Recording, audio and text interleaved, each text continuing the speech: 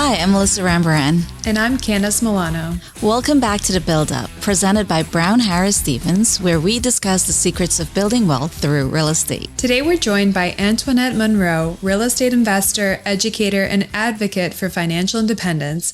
After climbing the corporate ladder in a global consumer goods company, Antoinette made a bold pivot to build a life of financial freedom through real estate. With just 4 well-chosen rental properties, she reached this independence and now helps others rethink what's possible with a lean, intentional portfolio. In this episode, Antoinette shares how she used house hacking, the BRRRR strategy, and even assisted living facilities to create diverse income streams, and how she's turning those experiences into practical education for the next wave of investors. All right, so today we're going to talk about a topic that's got buyers, sellers, and especially our high tax state homeowners buzzing against. It's the return or the partial return of the SALT deductions and what it means for the housing market. Right. And so just a quick reminder for anyone who's tuning in and wondering, what is SALT? So that stands for the state and local taxes. And before 2018, homeowners could deduct an unlimited amount on their property taxes and state income taxes from their federal tax return. But with the administration tax cuts and Job Act, they capped those deductions at $10,000. Yes, and that hit high tax states like New York, New Jersey, California really hard, especially a market here like ours, where property taxes alone often exceed that cap. It really had made owning a home in these areas extremely expensive, even, post-tax, and definitely shifted the buyer psychology. For sure. And, we as brokers, we've definitely seen that, we're responsible for advising them. And so this was definitely, a big hit. And so now we're seeing buyers rethink primary homes in the city. Some, before all of this, they migrated to friendlier states, and others stayed, but, they shop smaller. Their budget could only, if they're not having this tax cut, then their budget really doesn't amount for a lot. So the tax code, really reshaped their behavior. Definitely. But the good news is that after a period of, really experiencing difficulty adjusting to these new norms, we're seeing a shift in momentum, whereas these deductions may be coming back, or at least partially. And if that happens, that could be a game changer for many markets, including ours here in New York. Right. And, this is why it matters. If they reinstate full or even a higher SALT deduction, that would really boost after-tax affordability of homes in not just New York City, but Westchester and the Hamptons. And suddenly, that $25,000 property tax bill, it stings less when it's deductible. Yes. And what does this mean for the market as well is that with lower taxes increases buying power. So especially for the upper middle class buyers. So think about dual income professionals and growing families. They've been sitting on the sidelines for lack of inventory and lack of affordability. And this will now help to really balance the appeal of these suburban markets that really boomed during the SALT cap years. And there's always a but though, right? So this is still very much in flux. There's been talk in Congress, proposals floated, but no final reversal yet. So we're advising clients to keep this on your radar, but don't bank on it just yet because nothing is finalized. Yeah, we definitely can't bank on anything. And what we did see was that the SALT deductions really had hurt the real estate sector in the coastal cities specifically. So what's the takeaway, right? If you're a homeowner or a buyer in a high tax state like New York City, this is a space to watch closely, right? Tax code changes directly impact your home's value, your full-on buying strategy, and your monthly budget. Yes. And so if these SALT caps are lifted, you're going to need to expect a bump in activity, especially in markets where they've really been burdened for a while by high prices and high taxes. So it could be a real lifestyle shift for some major markets around the country.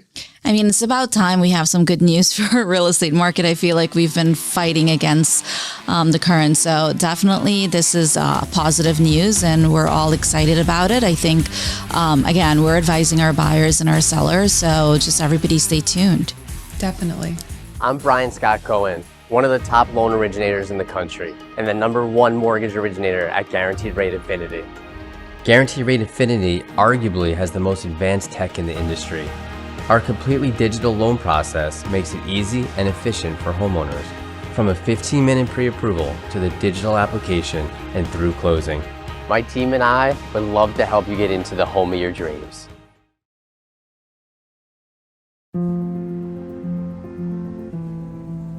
What do you really need to know about buying or selling a home? First, it's serious business, and it's complicated. There's a lot of money on the table, and emotion too. You need an agent who knows the ropes. So, whether you're buying or selling your home, work with professionals who have a mastery of the craft. So we're very excited today. Antoinette, welcome to the Build Up. Hey, thank you guys for having me. I'm excited. We're excited as well. We've had some chats before today's show, so just learning your background, we're very excited for today's show as well.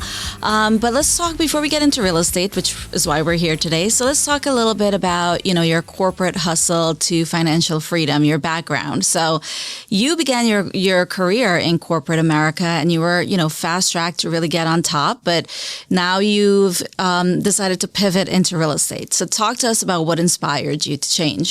I don't know. Misalignment probably is the easiest way. I think everybody knows when they're in an environment and they know they don't fit.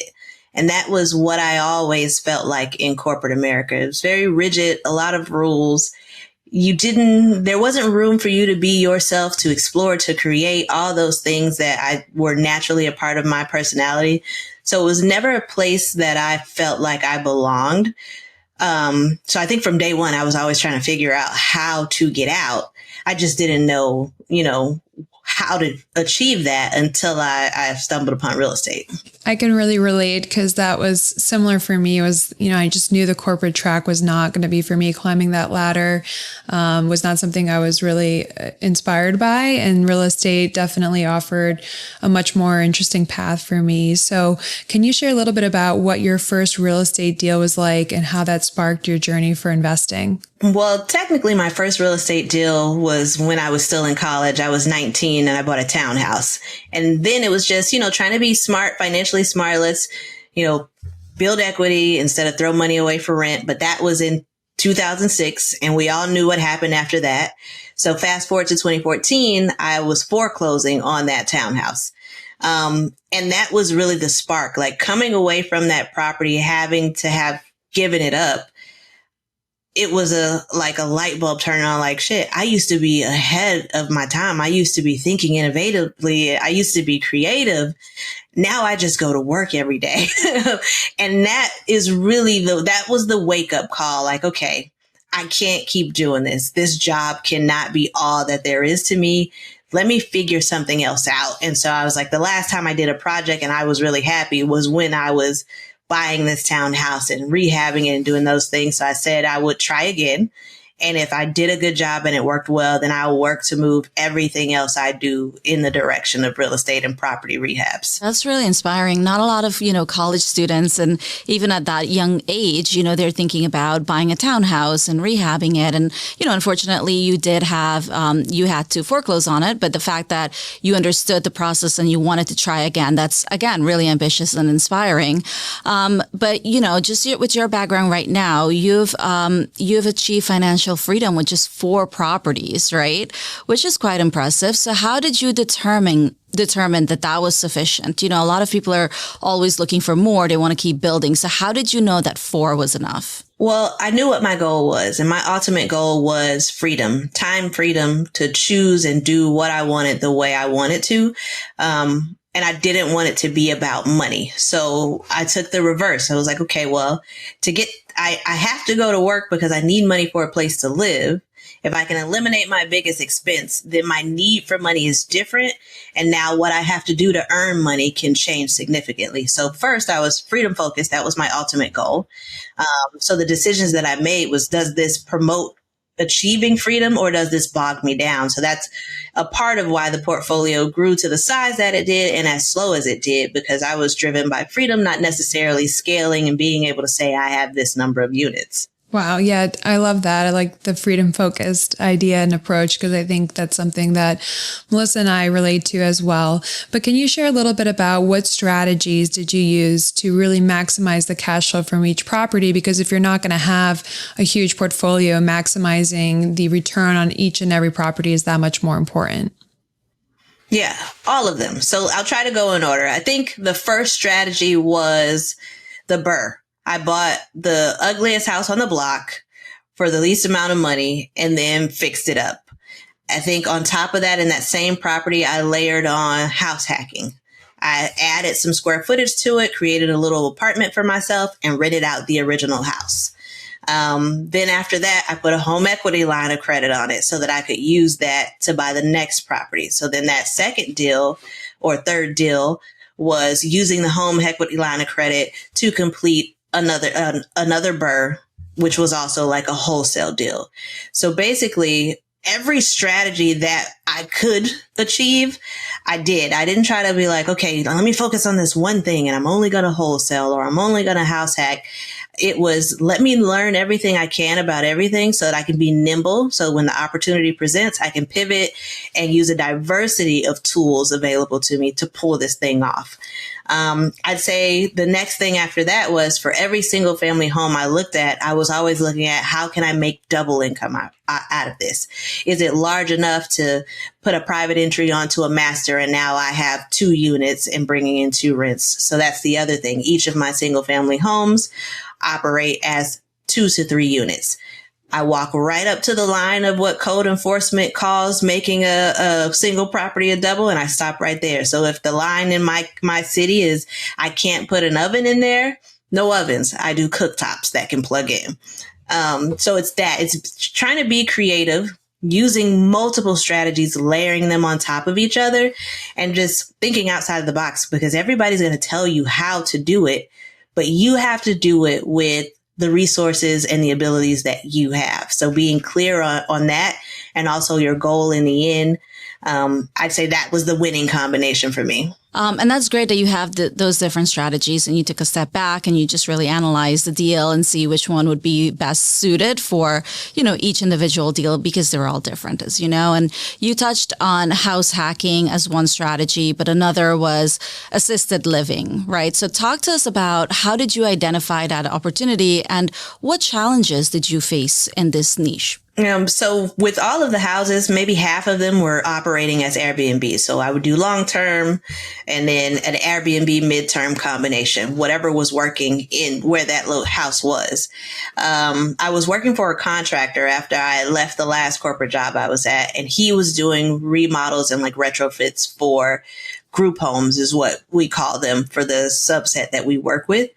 And that's where I heard about it. So I knew nothing about it before. I was running Airbnb on all these split single families and that was doing just fine. But I was also having challenges in the city with continuing to operate Airbnb without pushback. So when he mentioned this, I was like, oh, this could be my solution, right? Like I have a home. It's already furnished. This model requires a furnished home.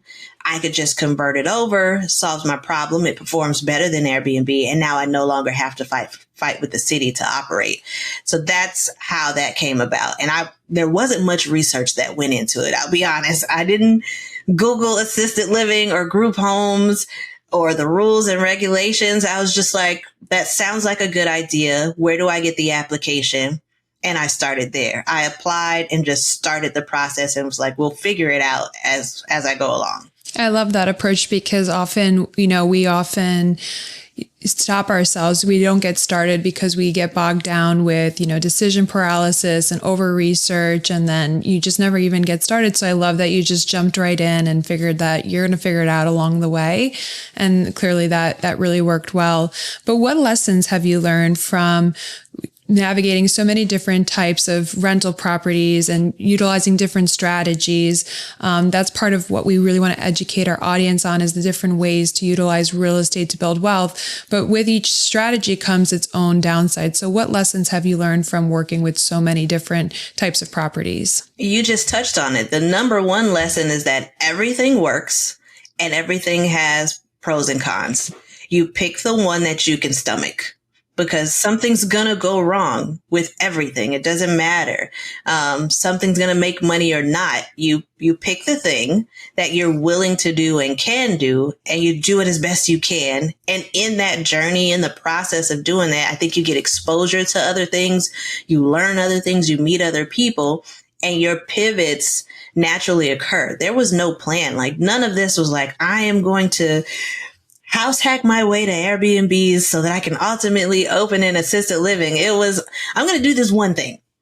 And then while I was doing this one thing, another idea came, or I met a person that told me about something else, or I heard a podcast about something else. And if I was able to add it or make the shift because it was the next best step to take to get me to that freedom I was seeking, I did it. So I think, some plans are great, right? Make them and follow them until you get to a point that a better idea comes, and then jump ship as quickly as possible and move on. No, we agree with that. And, Antoinette, just speaking with you, we see so many parallels to what Candice and I have gone through. You talk about you haven't done a lot of research, right? And you jump right in, you kind of like take that risk. And similar to Candice and I, we started real estate about 10 years ago, and we just jumped right in. And that's why, we were passionate about this platform that we have, Tower, and build up this podcast is really to educate and empower our listeners really in how to utilize real estate to build wealth, right? And we know you as well is very passionate about education, financial education, particularly for those who are seeking early retirement. So talk to us about this drive and this commitment to educating people. Well, that's what led me here. So I didn't set out to be a real estate investor. I set out to achieve FIRE, financial independence, retire early. It just happened to turn into financial independence through real estate investing. But that was always the point. So the underbelly of everything I was doing within real estate was backed by a spreadsheet that I made with my very first paycheck, tracking my earnings, making my savings plans, putting my bills and things on autopilot and clearing my debt. So my goal was financial stability first.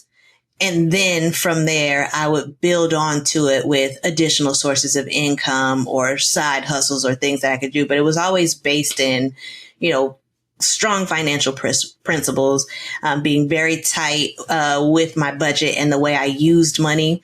Also being strategic there, rather than spending money on trips, learning the points hack so that I can travel for free. So all of it, and what I would love to talk more about is kind of the money principles that were the foundation of the real estate portfolio that's been built on top of that. Like, that's the unsung hero. Definitely. And I think we want to dive into that as well, because again, financial literacy, real estate is just a piece of that, it's just one way to achieve financial independence. So talk to us a little bit about your budget ABCs and how that approach has really aided you to achieve your own financial goals. Thank you so much for that question, because everybody wants to talk about the sexy stuff, but nobody wants to talk about the budget. And I like to nerd out about my little money spreadsheet. But yeah, the ABCs are simple. One, it's automation, right? The less you have to think about what you're doing, the easier it will be for you to stick to a budget. The B in that is balance. What I noticed when I first started getting paid was like all my bills would be coming due on the first. And so my first paycheck, I'd be over leveraged because I'd have more bills than check. But then by the second, I'd have all this extra money on because there would be less bills. So I would actually call my card companies or the bills and just move my dates so that I had the equal amount of bills due versus each month. So it's like 50-50. That way I knew there would never be a period where I had less income than bills or too much income versus the number of bills. So creating that balance helped me not have to, float myself on a credit card until the next check came to balance things out. And the C with that would be consistency. Once you set it, don't touch it. Cause once all the automations are set with the bill pay, with the monthly transfers to saving, there's nothing else for you to do. What is going in your checking account is what's allotted for you to spend however you like. There's no need to think about anything else because all the responsible things are happening on autopilot in the background. And that for me is what made it possible to be debt free, to be able to have the income available to purchase homes and or do those rehabs. So yeah, that's the ABCs. Yeah, very, very important. Like you said, we all have very busy lives. So the more you can automate processes, the more likely you are to maintain, that structure, which is needed to really achieve these goals. But what are some of the common misconceptions that you encounter when educating others about real estate investing or just financial independence overall? That it will be hard and horrible and just this sacrificial thing where, there's no fun. It's more fun to just get your paycheck and go buy what you want and hang out and drink or whatever. But that is more sacrifice than it's worth. And that's the biggest lie. Like, there is no price you can put on the freedom that I have, that I don't have to get up every day and go to work at my young age, right? Also, there's so much that you can do with intention and planning that doesn't require money, that can add to the quality of your life, that can give you experiences, points hacking being one of them. I take trips constantly, but I'm not deviating from my budget at all. So that's the biggest myth, that it has to be hard and that it's going to be so sacrificial that you can't stand it. When quite honestly, this has been like the most fun. I'm having a blast. I love looking at my budget spreadsheet. It's my favorite thing to do on New Year's Eve, is to go over the budget sheet and make sure we're ready for January 1. That's great because, a lot of times people get very overwhelmed, like you were saying, and they think it's so hard to get bogged down by it. And it's just really that block that really prevents them from really having that budget and follow through. And like you said, consistency is key.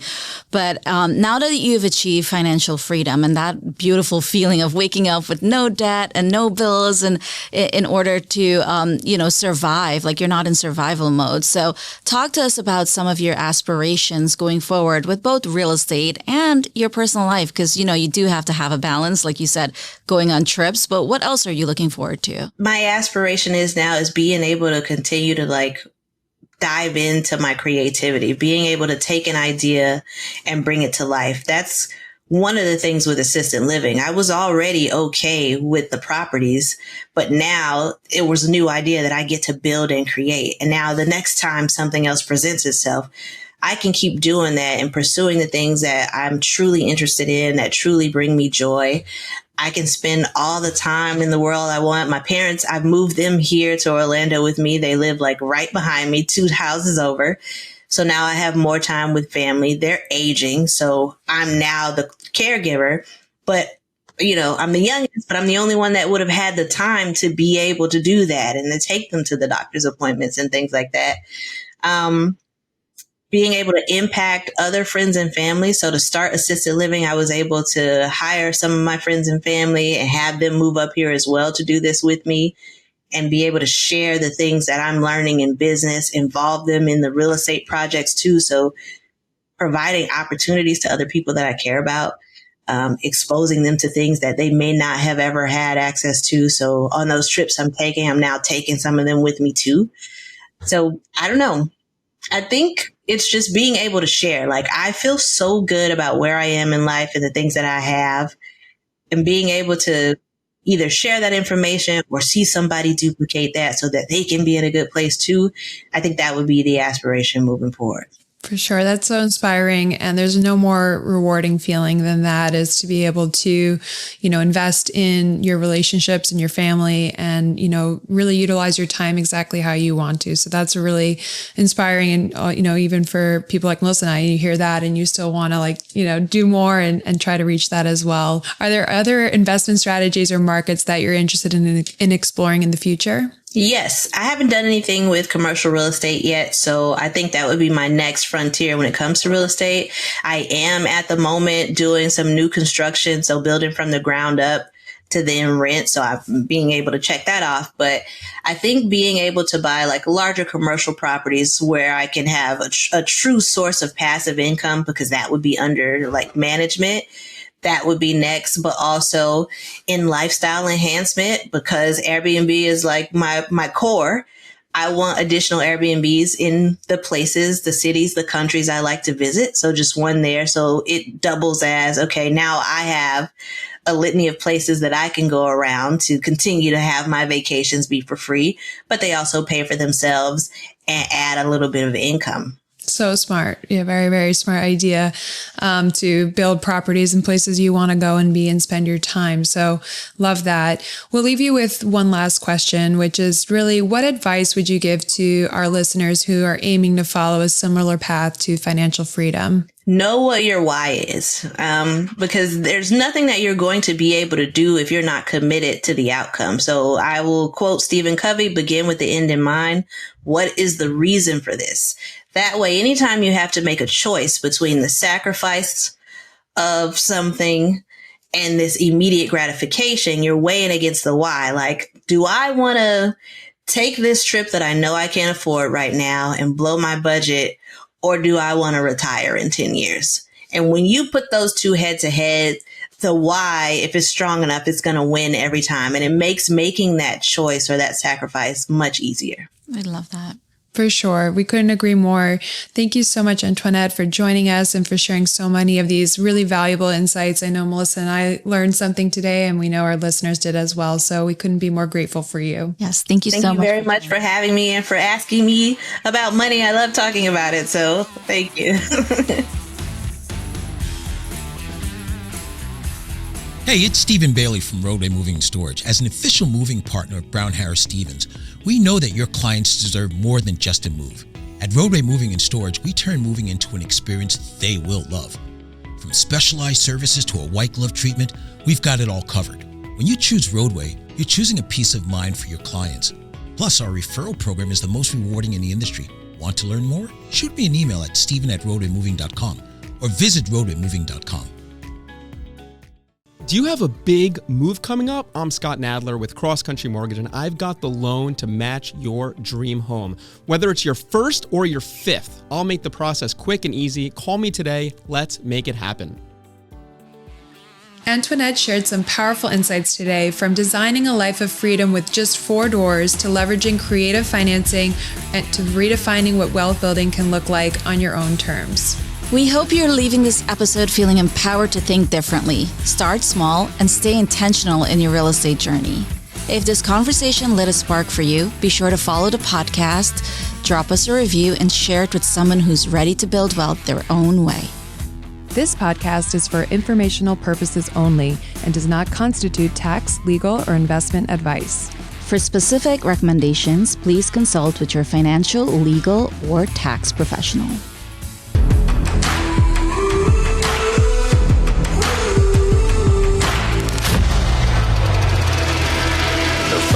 Always leaves your text on red. Leaves your text on red. Built the corporate group with $1,000 loan. Tell us a little bit about how you actually came from. Welcome to The Build Up, John Roa. Thanks for having me. We're coming to you here from Studio 1873. It's not 57% over $2.7 million. So then, cheers.